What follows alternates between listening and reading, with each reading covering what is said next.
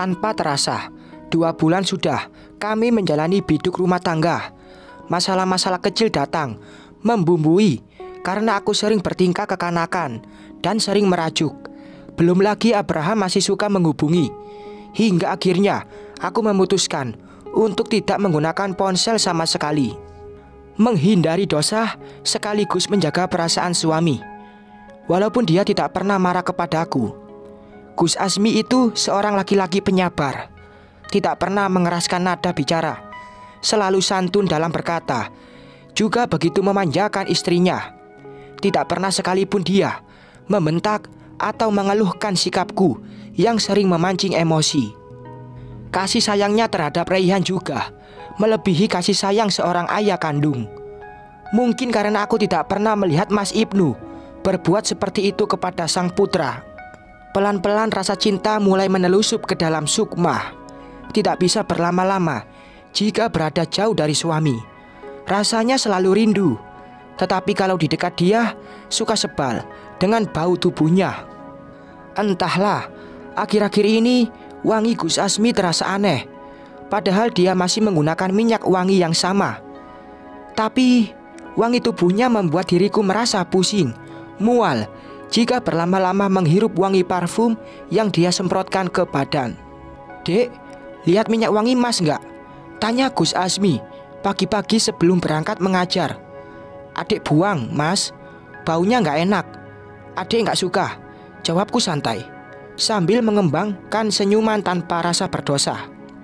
"Ya Allah sayangku, itu Mas baru beli, kenapa dibuang?" Gurat kecewa tergambar jelas di wajahnya, membuat seketika rasa bersalah menelusup ke dalam hati. "Maaf ya Mas, tapi aku nggak suka Mas pakai minyak wangi itu. Baunya bikin adik mau muntah. Kepala adik pusing kalau Mas bau wangi." "Jangan marah ya," mengusap lembut pipi suami sambil menerbitkan senyuman supaya dia tidak marah. "Bagaimana mau marah kalau dirayu seperti ini? Tapi Mas heran sama adik loh. Akhir-akhir ini tingkahnya begitu aneh. Ini nggak suka, itu nggak suka. Kayaknya lagi menguji kesabaran Mas ya. Jangan khawatir dek, insya Allah Mas sudah lulus ujian kesabaran." Buktinya Mas sabar menunggu adik hingga belasan tahun lamanya, sampai akhirnya bisa memiliki adik seutuhnya. Dia menggesek-gesekkan hidungnya dengan hidungku, gombal, menggelitik perutnya, kemudian melenggang keluar dari kamar. Matahari kian meninggi. Pekerjaan di dapur pesantren juga belum selesai. Aku sengaja membantu santriwati yang sedang memasak, sebab hari ini Mbak Darmi izin tidak bekerja karena sakit. Aku bisa maklum, dia sudah sepuh dan tenaganya sudah tidak seperti dulu lagi. Saat sedang menata makanan di atas piring, tiba-tiba bumi tempatku sedang berpijak seperti bergoyang. Sepertinya ada gempa bumi. Tanganku sangat gemetar hingga makanan yang ada di tangan jatuh berhamburan. "Astagfirullahalazim, Bu Mailah, enten nopo? Kok wajah jenengan pucat sekali?" teriak beberapa orang santri seraya menghampiri. Aku melungguh diam. Kepalaku berputar-putar seperti gasing. Pandangan di sekitar juga berubah menjadi gelap. Dadaku terasa sesak, seperti sedang tertimpa batu besar. Ya Allah, ada apa dengan aku? Aroma minyak kayu putih begitu menyengat, membuat seketika perut ini seperti sedang diaduk-aduk. Aku membuka mata perlahan, menyingkirkan tangan Ning Mafia, karena dia terus saja menempelkan benda berisi cairan berbau menyengat tersebut di dekat hidungku. "Huek, huek," membekap mulut, hendak beranjak dari tempat tidur, namun kepalaku masih terasa sangat berat. Ning Mafia menyodorkan sebuah kresek, menyuruhku memuntahkan isi perut di dalamnya. Karena tidak kuat jika harus memapaku ke kamar mandi. "Ini, Bu, minum teh hangat dulu. Sepertinya Ibu masuk angin." Seorang santriwati mengangsurkan segelas teh hangat dan langsung ku sesap perlahan. "Terima kasih," aku berujar pelan sambil kembali menyandarkan kepalaku di sandaran dipan. "Sama-sama, Bu." Pintu diketuk. Seraut wajah tampan nan mempesona muncul sambil mengucap salam. Berjalan menghampiri dengan wajah terlihat sangat khawatir. "Kamu kenapa, sayang?" tanya Gus Asmi, seraya mengusap lembut rambutku. Para santriwati yang berdiri segera pamit keluar, meninggalkanku karena sudah ada Gus Asmi menemani. "Nggak tahu, Mas. Tadi adik lagi bantuin masak. Tiba-tiba kepala adik pusing," jawabku pelan, masih mengumpulkan tenaga, sebab badan terasa sangat lemas. "Ya sudah, Mbak. Saya permisi dulu. Sudah ada Mas Asmi di sini. Semoga lekas sehat ya, Mbak," ucap Ning Mafia sambil menyalamiku dan juga sang kakak. "Terima kasih, Dek." Ning Mafia mengulas senyum. Beranjak keluar dari kamar Gus Asmi dan menutup pintu. "Wajah kamu pucat sekali, Dek. Kita ke dokter yuk," ajaknya. "Aku ndak apa-apa, Mas. Cuma masuk angin karena terlalu sering diajak begadang sama jenengan." Gus Asmi terkekeh. Dia lalu mencium hidungku dan berbaring miring dengan satu tangan menopang kepala. Dia terus saja menatap, seolah tidak bosan setiap saat memindai wajah sang istri. "Mas, iya sayang. Sepertinya adik hamil deh. Soalnya semenjak nikah sama jenengan, adik belum pernah datang bulan. Terakhir dapat pas kita mau nikah," ungkapku. Sontak membuat pria berhidung mancung itu langsung duduk dan mengucap hamdalah berkali-kali. "Alhamdulillah. Mudah-mudahan kembar ya, Dek. Cewek, cowok, atau apa saja deh. Terserah Gusti Allah." Gus Asmi mencium perut datarku bertubi-tubi. "Baru perkiraan, Mas. Jangan girang dulu. Takutnya perasaan adik saja, gitu. Nanti Mas jadi kecewa kalau ternyata adik nggak hamil. Kalau ternyata tidak hamil, berarti belum rezeki. Sekarang kita ke dokter kandungan saja, yuk. Biar pasti." Si pemilik bibir tipis tersebut terlihat begitu bersemangat. "Beli tes pack dulu saja di apotek, Mas. Biar aku periksa sendiri." "Sekarang, Dek. Sesempatnya jenengan saja. Besok juga tidak apa-apa. Atau enggak nanti malam. Sekarang saja ya. Mas penasaran. Tapi Mas nggak tega ninggalin adik sendirian di sini. Kasihan istrinya Mas, masih terlihat lemas dan pucat." Dia kembali mendaratkan bibir di pipiku. "Sudah, jangan cium-cium mulu. Kepala adik pusing, tambah pusing kalau dicium jenengan." Gus Asmi tertawa renyah. Ia kemudian memijat lembut pelipisku sambil sesekali mengelus perut datarku. "Dek, katanya mau tes urin. Sudah jam 2 pagi loh." Tangan Gus Asmi mengusap bahuku pelan, membangunkanku dari tidur lelap. Aku menggeliat malas, masih ngantuk, ditambah lemas pula. "Ayo sayang, sudah pagi." Dia terus saja mengganggu. "Adik libur nggak ikut sholat ya?" "Mata adik masih ngantuk," jawabku tanpa membuka mata. "Masa sholat saja harus libur? Memangnya sekolah atau kerja? Ayo bangun sayang. Katanya mau cek kehamilan. Masmu sudah ndak sabar ini."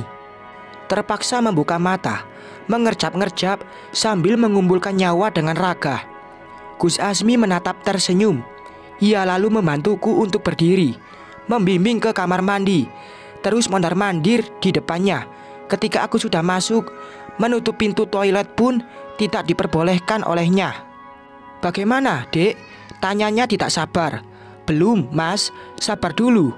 Membuka bungkus tes pack, mengambil isinya, kemudian mencelupkan benda pipi panjang sebesar isi korek kayu itu ke dalam urin yang sudah aku tampung.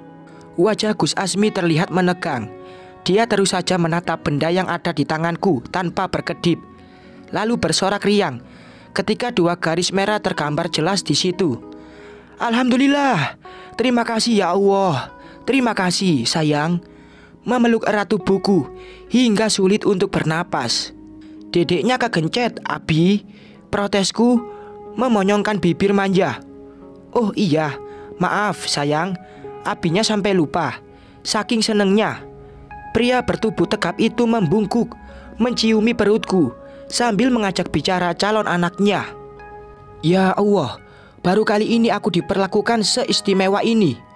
Dulu, Saat memberi kabar kehamilanku kepada Mas Ibnu, dia malah merebut dan melempar tespek yang aku sodorkan. Boro-boro menciumi perut seperti yang dilakukan Gus Azmi sekarang. Dia terlihat kurang senang mendengar kabar kehamilanku malah. "Kok melamun, Dek?" tanya suami menarikku dari lamunan. "Enggak, Mas, cuma lagi ngeliatin jenengan saja." Mengusap rambut suami, mendaratkan bibir di keningnya, merasa sangat bahagia hidup berdampingan dengan dia. "Ya sudah, sekarang mandi, sholat, habis itu kita jalan-jalan pagi cari sarapan." "Gak usah masak, takut capek, kasihan dedek bayi perut."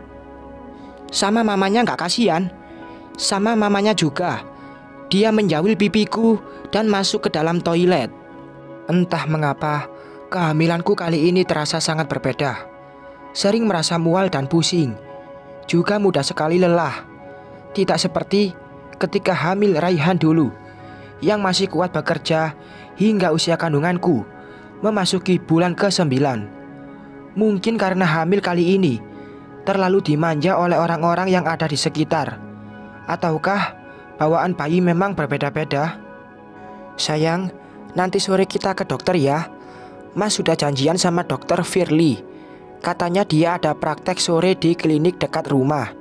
Gus Azmi berujar sembari berbaring di pangkuanku, mengelus perut dan mengajak bicara si calon jabang bayi seperti biasa. Raihan yang sedang mengerjakan pekerjaan rumahnya tersenyum melihat tingkah sang abi, karena selalu bermanja kepadaku seperti anak kecil sedang mencari perhatian. Ternyata benar kata pepatah, tak kenal maka tak sayang. Sebelum tahu luar dalamnya Gus Azmi, dia terlihat lempeng dan monoton, dingin seperti es. Tapi setelah mengenal dia, baru tahu yang aslinya, kalau ternyata dia itu sosok yang romantis dan penuh kasih sayang. Dia selalu membuatku tersenyum, tidak pernah sekalipun menyakiti perasaanku. Mudah-mudahan selamanya akan seperti ini. Aku pernah merasakan dibuang, dicampakkan oleh orang yang teramat aku cinta. Dan sekarang Allah telah mengganti air mata serta nestapa yang mendera selama ini dengan cinta tulus dari Gus Azmi.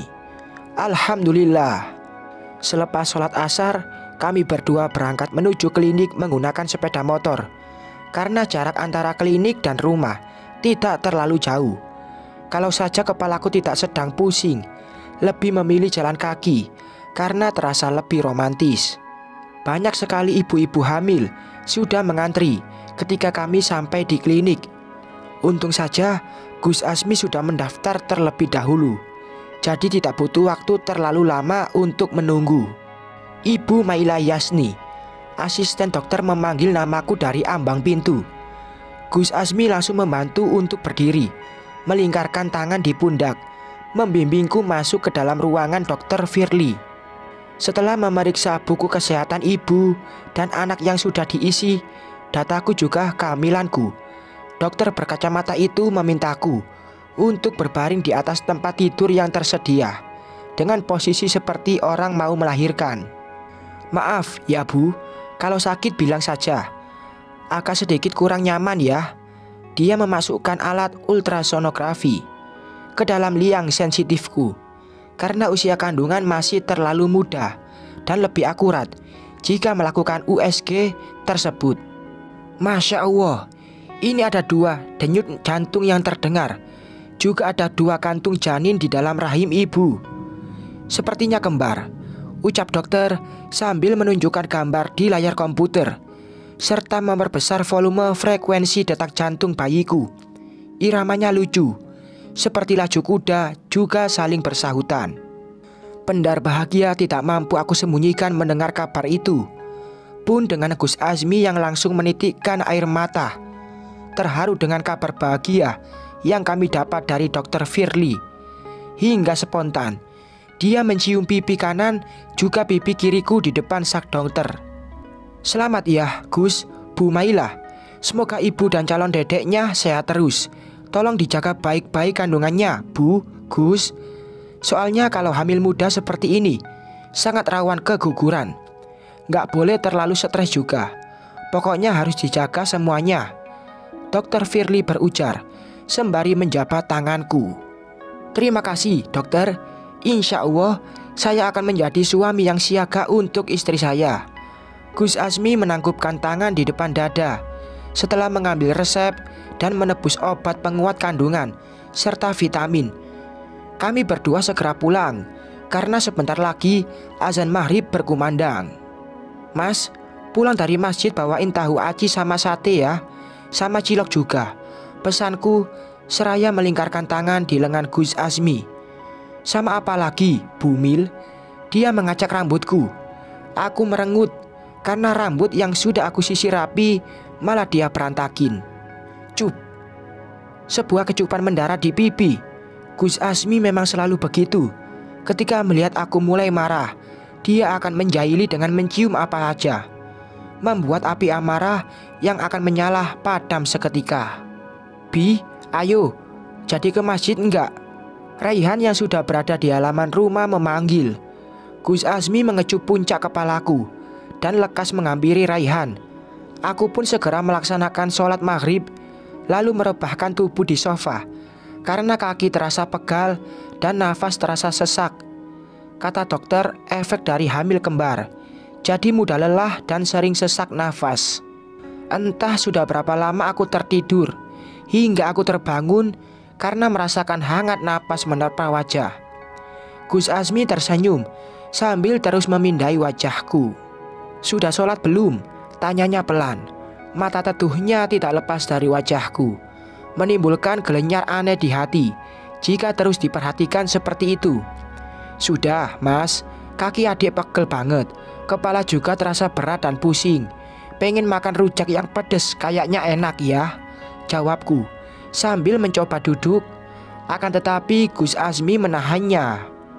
Pria berkoko putih itu memangku kakiku, memijat-mijat pelan membuatku merasa sangat nyaman.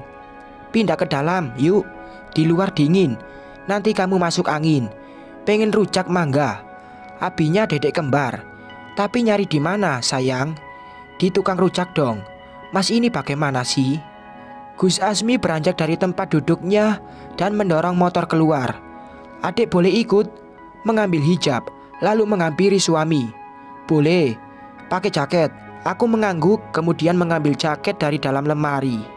Naik ke atas motor, memeluk pinggang Gus Azmi dan menyandarkan kepala di punggungnya. Sesekali tangan Gus Azmi mengusap punggung tanganku, menggenggamnya persis seperti muda-mudi sedang kasmaran. Ternyata seperti ini rasanya pacaran setelah menikah. Tidak takut berdosa, pegang-pegangan di tempat umum juga tidak khawatir ada yang melihat, karena kami sudah menjadi pasangan halal. Bersambung.